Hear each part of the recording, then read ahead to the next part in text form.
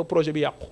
ñaar yooyu bu ci benn am. Ngagne Demba Touré Ousmane Sonko Bassirou Diomaye Faye ak yow ak ñi ne ci Pastef est-ce que depuis quelques jours yéen a ngi mesurer au-delà des difficultés yi nga wax ne moom la état bu Sénégal di traversé ci wàllu dette les finances publiques difficultés yi bëri na mais au-delà de ça est-ce que yéen a ngi mesurer coono bi ngeen di teg je parle même pas des militants et sympathisants de Pastef mais des Sénégalais rek yi nga xam dañu yaakaaroon ne avec yéen on saute une génération d'hommes politiques indi beneen homme politique Sénégal bu bees boo xam ne nekkul ci intrigue nekkul ci manœuvre c'est des gens transparents yoo xam dañuy ànd pour defar réewum Sénégal. excellent moo tax il faut que ñu bàyyi xel originalité Pastef. Pastef dafa kase code yëpp ci politique bi ñu nekkee ci opposition bi ñuy gouverner aussi day code yi day kase wu gis nga lii am ni mosoo koo gis. oui c'est normal parce que dañu war a def révolution politique révolution bi ñu tabaxee réew mi ça ne signifie pas que lépp lu ñu def baax na. léegi dafa am ñaar yoo xam ne nañu ko bàyyi xel bi ci jiitu mooy administration ñu ngi def seen liggéey le pays fonctionne normalement le conseil des ministres est tenu hier. oui les projets sont annoncés le président a demandé l'installation du comptoir national d'or somi seen mu ngi dinañ ci wax léegi. maa ngi woon sama bureau 20h45 laa fa jógee pour yegg si fii nii du dëgg ñit ñee ngi liggéey seen liggéey normal loolu kon taxawalul réew mi par contre mën na am impact sur l'environnement des affaires qu'on le dise ou pas mën na déboucher ci crise institutionnelle ñaanuñu ko yàlla te incha allah du fa yegg parce que xam nañ suñuy frère xam nañ suñu bopp waaye bu ci sénégalais yi di alarmé woo alors que taxawalul réew mi ce n'est rien d'autre que indicateur la pour wane ne sénégalais yi ils tiennent à ce tandem sénégalais yi ils tiennent à la préservation de l'unité du groupe Pastef sénégalais yi dañu am benn lien indéfectible bu leen lié ak waa Pastef kon waa Pastef dañu am intérêt ci ànd booloo ci dëgg parce que gis nga ànd moom dëgg moo koy lal te sax loolu moo nekk force Pastef dégg nga le président Ousmane Sonko ne Bassirou Diomaye Faye moo ko yàqoon a contredit ci parti bi Bassirou Diomaye Faye wax même chose et pourtant moom la tànn def ko président de la République qu'est-ce que cela veut dire mooy kon Pastef tàmm nañu ñun si moo tax ma ne dañoo am originalité tàmm nañu ñun suñu biir ñi naan ñu ngee reyante fekk mun nañoo reerandoor maintenant nag suñ ko jëlee ba indi ko dans l'espace public te ñun ñu am responsabilité bu ñu fi ñëw naan dañuy nax sénégalais yi nañu communiquer de façon juste et vraie. est-ce que Bassirou Diomaye Faye bi ngay wax nii mooy Bassirou Diomaye Faye bu ñu xamoon Pastef qui est venu sur nos plateaux plusieurs fois mooy Bassirou Diomaye Faye bi nga xam ne son premier entretien avec la presse daf doon wax ne que Ousmane Sonko lui fasse de l'ombre ne le gêne nullement mais su ma déggee li nga xam ne moom la ñuy rapporter depuis quelque temps ne ce sont ses complaintes ci digganteem ak Ousmane Sonko et que wax na ko même peut-être le bureau politique bi ngeen dajee ak moom ça veut dire que ni le président de la République yéen a continuer di ko considérer comme votre base de Pastef mais il a changé entre-temps quand même. non Pastef moom. dafa jox président de la République Bassirou Diomaye Faye cëru président de la République jusqu'au bout. La preuve Pastef moo demandé à le rencontrer te pourtant militant la te yorewul responsabilité bu doon militant simple la rek comme yeneen militant simple yi. Pastef da koy convoqué. oui mënatul nekk un militant simple. da nga ko mën a convoqué koo xam ne mooy la première institution de ce pays. da nga koy jox gëddëm da nga koy jox respect am da nga koy jox wàccuwaayam. par contre loolu buy am na am ci waxante dëgg. ànd ci dëgg pour tabax réew moo xamante ne ci jubal jubanti lay nekk loolu rek la. d'accord alors est-ce que tey ni mbir mi demee wax nga. léegi beneen bi mooy aussi. oui.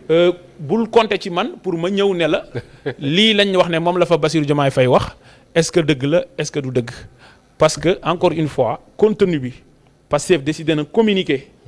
ci ne rencontre bi am na pour lever équivoque bi contenu bi Pastef décidé na communiquer gu ci Pastef dafa am kilifa muy Ousmane Sonko te ñun moom rek la ñuy topp.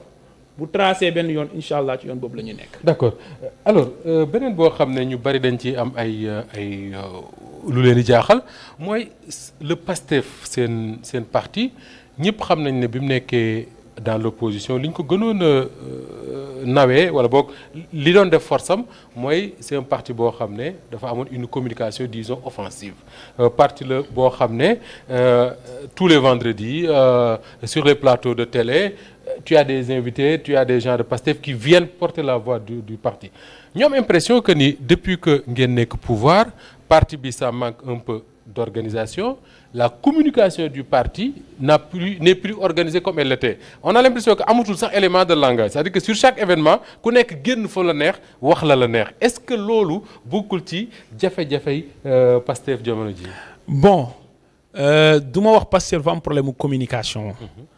En fait peut-être gouvernement bi de façon générale moo war a gën a améliorer communication am te loolu nekkul ne Pastef moo liggéeyul wala ñu dénk responsabilité ñoo ko deful muy ci gouvernement muy ci Pastef.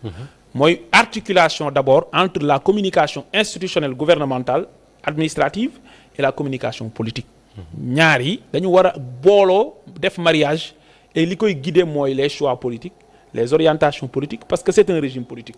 loolu liggéey bu ñu war a def la. pouvoir exercice la on dit diw mooy exercer pouvoir bi si nga ba nga nekkee école ñuy wax exercice. exercice genre épreuve la. maanaam day ngay am ay jafe-jafe yooyu rencontré nga war ko arrimer. Sénégal ni gouvernement yi doon communiquer wee bokkul ak ñi nga xam ne moom la peuple bi di laaj ak ni Pastef daan tàmm di communiquer avec sa base affective. léegi nag comment allier au minimum respect république bi avec ses codes ses normes ci lépp. ak exigence de communication populaire. Cette rénovation-là, c'est un processus qui est en cours. Et je suis persuadé que suñu frère El Malick Ndiaye SNCOM am na ci gis-gis bu leer. ak aussi gouvernement bi à travers le BIGGOUV, le bureau d'information et de communication du gouvernement. dinañ liggéey bi ñu war a def incha allah. alors maa ngi wax ci communication Pastef hier avant-hier nit daf ne ma su ngeen di analyser diggante Bassirou Diomaye Faye ak Ousmane Sonko vous êtes tout le temps sur le rationnel maanaam li xel mën a dégg mu ne peut-être y a quelque chose d'irrationnel dans tout ça. Enfin j'exagère pas mais quelque part ngañ dem ba est-ce que le Pastef ni mu jëlee le pouvoir gaawul gaaw goo xam ne jëlul temps wu ñàkk ànd boobu ba li ñuy tuddee les lobbies nationaux comme internationaux duñ mën a dugg ci diggante bi. bon xawma mënuma tontu li ma xam mooy. est-ce que ñàkk ngeen diggante bi. quand je xam nga luy ñàkk waaw li ma xam daal mooy. ànd bu am ressort la. ressort bi mooy d'abord famille yu jaxasoo lool foo ko natt weesu na ko loolu leer laa lay wax. d'accord. beneen bi ci tegu mooy ñoo bokk gis-gis ci Sénégal est-ce que da nga leen gis ñu wutee sur la souveraineté économique. non. est-ce que da nga leen gis ñu ne plan de redressement fii la war a jaar wala fee la war a jaar. non. est-ce que da nga leen gis agenda national bi mooy. la sur la dette ils sont d'accord que ni lii lañ fi fekk. ils sont d'accord sur les grandes lignes. même su dee état moom noonu la demee mën nga nekk DG sax yow ak sa ministre ngeen wutee ci benn dossier. mais dina am koo xam ne mooy arbitrer et puis vous avancez. donc li ma bëgg a wax foofu mooy ressortu ànd bi. mooy bëggante cofeel bi famille et cetera mais encore une fois. bu ngeen demee ba jël engagement devant le peuple sénégalais ñu dénk leen loo xam ne moomoo leen ko seen ànd da ngeen koy dëgëral pour ànd tabax réew mi parce que waroo leen wutee. Bassirou Diomaye Faye bu échoué Pastef moo échoué ndax Pastef a ko tax te mooy pur produit le plus abouti de Pastef. moom Bassirou Diomaye. waaw oui du début à la fin. alors kon Pastef dafa am obligation ànd ak moom. mooy li ñi naan boole naan wala boole tuuri. loolu mooy dañu war a préserver ce lien mais encore une fois li may wax la base mooy di waxante dëgg et rester sur les principes et les enjeux gis nga loolu bu ñu ko defulee. xam nga lu muy nekk ci boppu sénégalais ay xarit ngeen yuy préserver seen xaritoo baara yëgoo. pour séddoo réew mi. wala réew mi taxaw finalement il vous dira que yéen ak ñëpp a yem. loolu moo tax li ngeen ma sax mooy Ousmane Sonko ñenn ñi di jàpp ne non dafay génn leeral. Pastef responsable dañu war a génn leeral ne lii ak lii moo war a am waxuma ñëpp a war a génn de. man maa ngi nii kañ laa génn. donc ça ne signifie pas que ñëpp a war a génn waxin la. qu'est-ce que je veux dire mooy bu ñi di wax nañu wax ci principe yi moo ëpp solo. yoo xam ne en fait sénégalais bu yàggee paracétamol nañu koy jàppee. d'accord alors Ngagne Demba le premier ministre Ousmane Sonko fii la taxaw ci parking stade Léopold Senghor ak ay nitam mu wax leen tuddul tur mais joxe na ñaari nit. ñoo xam ne clairement li mu ci wax mooy ñii mënul continuer di liggéey ak ñoom. wax nga le cas de Aminata Touré ak li mu ci wax ak li ci président de la République wax le rapport de l'IGE bi ñu defoon jëmale ko ci moom mu ne président Macky Sall moo commandité pour xeex ko mais il y a également le cas Abdourahmane Diouf su Mimi Touré nekkul membre du gouvernement Abdourahmane Diouf moom membre du gouvernement bi nga xam ne Ousmane Sonko moo ko jiite la est-ce que tey yaakaar nga ne Ousmane Sonko mën na continuer di jiite gouvernement boo xam ne.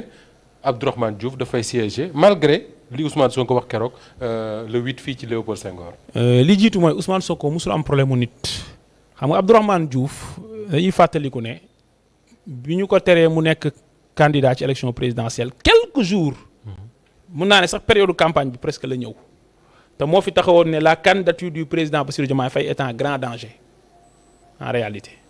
loolu mooy liy dëgg alors mais. mooy wax générosité bi ma lay wax parce que dañoo tabe militants yi sax dañuy mere naan yéen da ngeen di jël poste yi di ko jox ñoo xam bokk ci parti bi et cetera. man wax naa fi daaw ci conférence ne bu ñu bëggee sécuriser projet parce que doit être au cœur des instances.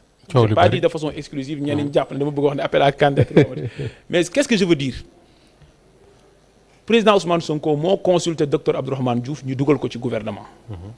parce que en tout cas mooy premier ministre moom mooy proposer le gouvernement président approuvé ko ñoom ñaan ñu d'accord mooy yoon wi. ñu dénk ko département bu stratégique muy l'enseignement supérieur kon ñooñu amuñu problème mu nit mënuñu Sonko xëy 18 mois yi lan la fi Abdourahmane Diouf def politiquement bañ ko war a ragal après di génn bu ko nasaxal kon bu ñu taxawee le premier ministre Ousmane Sonko ne daf fi war a jóge c'est une question de principe du question wu nit Sonko dafa jafee xam de Sonko moo dul layam yi ci principe yi moo tax ñenn ñi dañuy am impression que maanaam pourquoi muy attaquer telle personne mais dafa neexul sax ngay wax jiw dafa war a nangam. mais quand il le dit parce que question de principe la mooy d'abord wane nañ ne généré nañ ci moom parce que amul benn mérite bu mu fi ëppale. dama yàlla baal quoi ëpp fi kenn mérite. bu ñu ko dugal woon ci gouvernement kenn du wax lu tax diw dugul ci gouvernement. loolu la ñuy wax mérite politique boo xam ne c'est consacré. ñu jox ko ñu defaat remaniement ci mois de septembre bii passé ñu reconduire ko. kon amuñu problème mu nit yéene ko léegi nag. dafa commettre une faute politique et professionnelle. Ah oui, en quoi? Oui, parce que man texte yi laay waxee. article 56 bu constitution bi laay lire. moom mënoon naa wax la article bi wax mais dama koy lire pour sénégalais yépp xam ni li may wax ni créé wu ma ko sosuma ko. article 56 bu constitution bi boo xoolee gouvernement bi constitution à travers depuis l'article 53. lay wax ci gouvernement bi ba article 57. ku dem foofu di nga gis gouvernement lan mooy prérogative am lan mooy rôle am. ci article yooyu article 56 daf ni le gouvernement est une institution collégiale et solidaire. La démission ou la cessation des fonctions du Premier ministre entraîne la démission de l'ensemble des membres du gouvernement. Ça c'est textuel. Qu'est-ce que cela veut dire? mu ne gouvernement bi mbootaay bi tënk ministres yi. instance la boo xam ne institution la boo xam ne dafa collégial. maanaam décision yi ñu jël ñoom ñëpp a ko jëlandoor kenn du wax ne. amul échec ko jël man moom ma ko. mooy benn. solidaire mooy ñoo àndandoor def dara te kenn du ci mën a rocci ne man bokkuma ci. collégial dañ koy jëlandoor benn nit a koy jël. donte ministre bu nekk bu nga jël arrête dans ta compétence donc les décisions sont collégiales maanaam dañuy toog délibérer moo tax ñu naan le conseil des ministres a adopté tel nangam. mais gouvernement dafa collégial ko ay collège la. ñoom ay ministre lañ. beneen bi mooy sa solidaire. léegi un ministre à qui on a confié le département de l'environnement est-ce que mën na xëy sur la politique pénale sur la justice. ne dañu war a baale wala dañu war a def nangam. amul compétence bi parce que loolu c'est une compétence d'abord du président de la République qui définit la politique de la nation y compris dans le domaine de la justice. mais qui est mise en œuvre par le gouvernement dont le chef est le premier ministre moo tax ma liiral la ne le premier ministre bu démissionné sax ministre yëpp ay demandé. dañuy dem ak moom. kon qu'est-ce que cela veut dire mooy nga taxaw premier ministre jël benn ligne sur la justice ne tolérance zéro wax ko devant une institution qui est l'Assemblée nationale ngay taxaw naan nañu baale c'est un manquement au devoir de solidarité et de collégialité gouvernementale. pour yow dafa waroon nekk sur la même longueur d'onde que le premier ministre. dafa manqué dafa def faute bu grave. et la gravité de la faute est à apprécier par rapport ak que c'est une obligation constitutionnelle. ci norme bi gën a kawe ci réew mi nañ ko def. mais est-ce que l'homme politique qu'il est le chef de parti qu'il est amul droit prononcé wu. sur une amul droit bi il est membre du gouvernement mënut a ñëw ne lii nañ war a def sur une ligne. loolu premier ministre mën na ko def mais moom mënu ko def. et puis dafa amul dayo bi sur le plan politique comme Ousmane Sonko ba mën a permettre liberté boppam liberté boobu. beneen bi mooy loolu muy def bu ko continuer def après moom sur la politique environnementale après le ministre de la pêche génne lii nañu war a def. sur la politique économique le ministre des finances génne lii nañu war a def. sur la politique judiciaire le ministre des affaires étrangères génn nañ li nañu war a def la politique diplomate ñu war a ko wax beneen ministre génn lii nañu war a def bu maanaam gis nga àdduna boo bëggee natt jëf ba xam baax naam baaxul da ngay xool li ngay def bu ko ñëpp doon def fu muy mujj. lu muy jur. c'est un manquement loolu nag moo tax premier ministre di wax sur les principes li ci des nag li ñu koy toppee ci lu dëng. loolu mais mënuñu jaay sénégalais jubal jubanti. nit ñi pour dàq fi ñi fi nekkoon mu jaral leen joxe seen bakkan ñun ñi ñëw falu ñi sauf que là mën nañ ne avec Aminata Touré un rapport existe même su fekkee ne président wax na ci la mu ci wax mais avec Abdourahmane Diouf Ngagne Demba Touré gisuma fi benn rapport bu ñu wax ne moo ko épinglé dans sa gestion. ñaari kilifa yi ci bopp réew mi ci sama xalaat. oui sama xalaat laay wax fii sànq li may wax yoon laay wax. xëy na loolu moo tax ñu toxal ko mooy dañ koy bougeloo.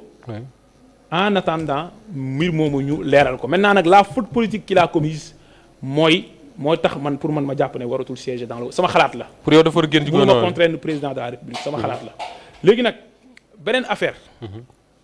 mooy tey jii fi ñu nekk nii def na faute mënuñu ko bàyyi muy wéyal loolu parce que signal la ñu war a joxe. signal la ñu war a joxe. signal la ñu war a joxe encore une fois c'est pas une question de personne c'est une question de principe. d'accord alors am na ñoo xam ne dañu wax ne mbir mi. seen pouvoir bi yéen waa PASTEF ak seeni alliés toll na foo xam ne yéen ñi nga xam ne yéen a bokk PASTEF. léegi beneen bi mooy may màggale yéen a war a préparer woo xam ne. Bassirou Diomaye Faye mi ngi ci leneen. Ngagne Demba Touré est-ce que tey dañu war a jàpp ne cette crise là c'est quelque chose qu'on va dépasser rapidement peut-être même ça va consolider les relations entre les tenants du pouvoir wala da ngay jàkkaarloog les Sénégalais les militants de votre parti ne leen duma leen nax ci dara gëm leen ne mbir mi moom amatuñ ci solution. mais man du ma gisaane te du ma seetkat. mais du ma xam liy ñëw.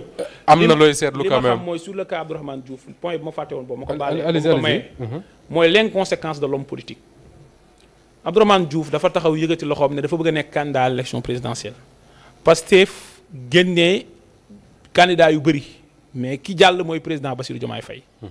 président Bassirou Diomaye Faye li mu jaay mooy dañuy ñëw restaurer justice il faut que ñu indiwaat justice ci li fi xewoon ci réew mi. il faut que ñu situer responsabilité yi ci martyrs yi. ñi ñu rey et cetera moom mu taxaw théoriser ci programme am la démocratie de concordance nañu ànd juboo dañu baale lépp. Sénégalais yi ne ko yow qualifié woo sax pour nekk candidat ça li ngay wax nii ñun dégguñu ko. maanaam jàllul sax parrainage. mais démocratie de concordance boobu réconciliation boobu seen président bi il défend la même chose depuis quelques mois il défend la même chose. billaahi loolu la njëkk a wax. 2 avril te waxul loolu naa ñëw si loolu. ñaari benn du benn mu théoriser loolu ñu dem candidat Pastef am 54% dès le premier tour maanaam jàll nañ parrainage mooy qualifié nañ pour bokk ci joŋante yi gagné 54% dès le premier tour. suñu demee ba moom yoon bi mu bëgg a jël si justice gouvernement bi jëlul yoon boobu parce que gouvernement bi dafa topp yoon bi mu wax ak sénégalais yi mooy à travers le candidat de Pastef bi sénégalais yi votel la conséquence li muy dicté mooy bu dee tu es cohérent mooy yow yaay jël say responsabilités nga génn parce que yow sa yoon bi nga bëggoon tracé te sénégalais yi tànnuñu ko yow yaa fekk si ñoo xam ne seen yoon nañ nekk mais munoo ne man jàlluma sax parrainage maanaam aw ma sax 0,nangam% parce que bokkuma élection ñoom Anta Babacar Ngom jàmbaar yooyu ñoom ñëpp ñoo la ëpp représentativité dans ce pays. nga mën a taxaw fii nga ne yow ñun ñooy bàyyi li ñuy def topp si la te na président de la république jël responsabilité ci loolu. loolu logiqueul. alors kon donc parrainage bi ngay wax fàttali ne parrainage bi ngay wax aussi bu ñu fàtte mukk ne conseil constitutionnel dama ko doon defee ku nekk mën ngaa bañ a jàll. mais moom Bassirou Diomaye Faye mi il est passé de justesse il a fallu même mu am ñu may ko une autre chance. xam nga tey oui munoo toog nga bëgg a tëkkale ki gagné élection yi ak ki bokkul naan ki bokkul dañ koo tere injustement est-ce que du moo am doole munoo ko xam. baromètre bi nga mën a am mooy. li conseil constitutionnel. non je fais ce rappel là rek pour ñuy seetaan ñu xam ne parrainage boobu ñoom Anta Babacar Diallo Abdourahmane Diouf mënoon na ko jàll. alors maa ngi doon wax si comment faire pour dépasser. mais am na foo bàyyi de mooy li mu wax ak li président waxoon du benn. mais président il appelle à la réconciliation discours d'investiture am. waxoon na jàmm réconciliation justice. mais musul wax ne du ñu def la lumière ci li xew entre 2021 ak 2024. loolu mooy liy dëgg franchement. d'accord justement en parlant donc loolu tax du léegi la koy wax. yàggoon na ko wax. te musul wàcc ci li mu nekk franchement léegi ba léegi da ma am loo ma tontoogul mooy est-ce que dañu gën a jege. une fin de crise fermer très rapidement cette parenthèse là jublu ci soxlay sénégalais yii leen fal te commencé nag di am xel ñaar wala da nga naan suñu waa parti nañu préparé wu ko am nañu ko wax ne préparé wu leen pour Ousmane Sonko en 2029 wala ngeen préparé pour dem élection en 2027 parce que Bassirou Diomaye Faye jël na yoonam ma ngay dem bu yàgg. non Pastef moom. c'est un parti politique. et parti politique bu ñu ko créé. c'est la conquête du pouvoir moo ko tax a jóg pour exercer ko. conquérir nañ le pouvoir présidentiel. les législatives mooy l'assemblée le pouvoir parlementaire ñu ngi doxal ñaari mbir yooyu doonu. gouvernement bi institution la ñun ñoo ko téye yeneen échéance yi dañ koy waajal duñ toog ba mu taxaw. élection locale ñu ngi waajal pour gagner le maximum de collectivités territoriales loolu Pastef da ko war dem conquérir. parce que li may wax waa Grand Yoff rek maa ngi leen nuyu au passage. enjeu wu élection locale yi à Grand Yoff mooy ñun Pastef Grand Yoff 2017 ñu ngi wër population yi di leen wax dañoo war a changer mbir yi ñi fi nekk liggéeyuñu booleeg maire beeg président de la République. mais bëri na loo xam ne mënuñu leen ko defal parce que mairie nañ ko dénk état central du ko def. parce que état buy agir ay démembrement am lay agiré. c'est vrai. état bu bëggee yóbbu courant moom état central du ko def dafa créer ASER pour def ko. état bu bëgg a gérer son patrimoine minier dafay créer SOMISEN pour mu def ko. état bu bëggee togg courant jaay ko Senelec lay créer kon état démembrement am yi collectivité locale dañ cee bokk le secteur parapublic dañ cee bokk. donc démembrement yooyu. dañ leen am na yoo xam ne mënoo ko def Grand Yoff sans avoir la mairie. par exemple kayitu juddu ku koy joxe. ci mairie ba. mairie ba donc compétence yooyu ñu transféré te mu nekk ci code général des collectivités locales. wala des collectivités territoriales loolu dañu war a fexe ba ñu conquérir parce que li ñu war a defal Sénégalais yi am na loo xam ne mënaguñ koo def. wala boog dina des a ñoŋ léegi. loolu mooy benn yeneen échéance yi lu tax Pastef waru ko waajal tey dañ koy fekkee duñ ko fekkee nit ku nekk looy def. mooy 2029. waaw looy def pour ëllëg la. ba may ñëw fii émission bi dañ koo programmé. mais est-ce que waxoo xamoon nañ dañ ko fekkee mais dañ koy waajal. te président Ousmane Sonko moo tax ñu dugg ci politique moom nañ bëggoon a def président de la République ñu tooñ ko jaay ko doole sénégalais yi. ci rapport boo xam ne tey yoon nee na rapport am na. ça veut dire que fal ko en 2029 mooy seen mission mooy seen objectif ba tey. d'accord mooy suñu objectif politique. Sonko 2029. c'est l'objectif politique de Pastef. une toute petite parenthèse parce que yaa ma ci dugal lu pare c'était pas l'objet de notre débat mais yaa ngi wax affaire collectivité territoriale. Depuis quelque temps ñu gis Dakar xale yu bari ñu ne ci mbedd mi di jaay ñu ngi leen di teggi mu jur njàqare nag yow mi nga xam ne da nga jiite ay jeunes yu bokk seen parti te ñu bari ci ndaw yooyu koo ci gis ma nga sol du jëpp ci ñoom sol takk bracelet Pastef wala mu sol yére Ousmane Sonko lan ngay wax ndaw yooyu nga xam ne tey nit ñi jàqare nañ am nañ jàqare ci diggante Ousmane Sonko ba Bassirou Diomaye Faye mais ñoom ci tali bi aussi am nañ jàqare. waaw maa ngi leen di encourager parce que nit bu nekkee ndaw jëlul lu lewul. duggul ci gaal yi dem donte ñuy dugg ci gaal dañoo sonn rek ñoo koy def mais jéemul choisir dugg ci gaal yi dem. toogul nekk fainéant di xëy teg ataaya te du def dara choisir daan dooleem surtout jaay nu mu méttee waaye mooy métier bi gën a libéral moom laay wax te moo gën a barke moom la yontu bi def moo gën a libéral mooy daanaka ku jug mën nga ko def. laajul ay prérequis donte ci biir di nga am loo war a mën. te boo amee loo mën di nga gën a mën def dara. man sama famille commerçant ne mais mooy métier bi gën a accessible au monde. comme famille yëpp waaw donc famille commerçant la voilà macha allah donc mooy métier bi gën a accessible. ñooñu dañ leen war a protéger ci seen activité moo tax le premier ministre Ousmane Sonko waxoon. ci ndigalu président de la République Bassirou Diomaye Faye dinañ tabax ci CICES centre commercial bu mag a mag pour fexe ñu réguler ko léegi nag dëkk boo dem ci àdduna bi. jeunes yee ngi daan seen doole nit ñi yee ngi jaay. teewut dañoo préserver l'espace public. Absolument. moo tax am na benn bindkat boo xoon ne un peuple qui est prêt à sacrifier un peu de liberté pour am ordre mu ne peuple boobu noonu ne mérite ni l'un ni l'autre et finira par perdre les deux ci loolu laay jël ma def déclinaison bi ne. dëkk bu bëgg économie bi dox jeunes yi am liggéey te mu war a préserver l'espace public sécuriser ko ordonner ko bu dee dafa jàpp ne nit ñi dañu war a liggéey ba espace public day désorganiser wu. du am na mérite ni l'un ni l'autre. économie bi est-ce que ni ñuy defee ni comme commerce nii. ba léegi taxul tey la chômage gën a bëri tey la jeunes yi di gën a bëgg dem gaal donte wàññeeku na ndax lueur d'espoir ak liggéey bu rafet bi gouvernement bi def. kon li am solo ci jeunesse bi mooy ñu xamal leen ne li gouvernement bi def pour ñoom la. waaye nag changement boo gis processus bi du yomb. d'accord mais ñun duñ ay politiciens classiques. dafa am ñu war a ñëw après ñun mais ñu jeexal rek.